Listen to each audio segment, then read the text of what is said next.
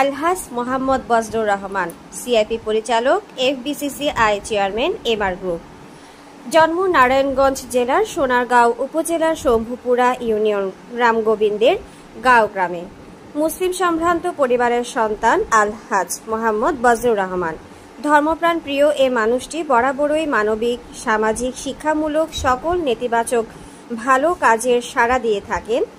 School, college, মাদ্রাসা, মসজিদ, মন্দির এমন কোনো স্থাপনা নেই যেখানে তার বরাদ্দের হাত পড়েনি। ঠিক তেমনি দেশে যখন প্রাকৃতিক দুর্যোগ, বন্যা, ঠিক সেই সময় তিনি সরাসরি নিজে বন্যার্তদের মাঝে ত্রাণ সামগ্রী নিয়ে উপস্থিত হয়েছেন, তাদের সাথে কৌশল বিনিময় করেছেন। বজলুর রহমান সিআইপি তিনি একজন বৃক্ষপ্রেমিক মানুষ, তাই গ্রামে গঞ্জে স্কুল, কলেজ, মাদ্রাসায় তার হাতেই রোপণ করেছে অসংখ্য গাছ।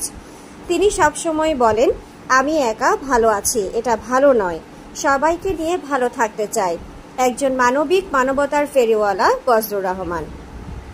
পারভেজ আহমেদ, চিফ রিপোর্টার, মুক্তির কথা, 24 টিভি।